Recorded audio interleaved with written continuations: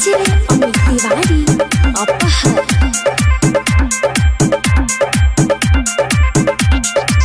बउआ यो जल्दी चलो बाबा के धाम यो, गाँव में सब बास खुले सुन लो है कान यो।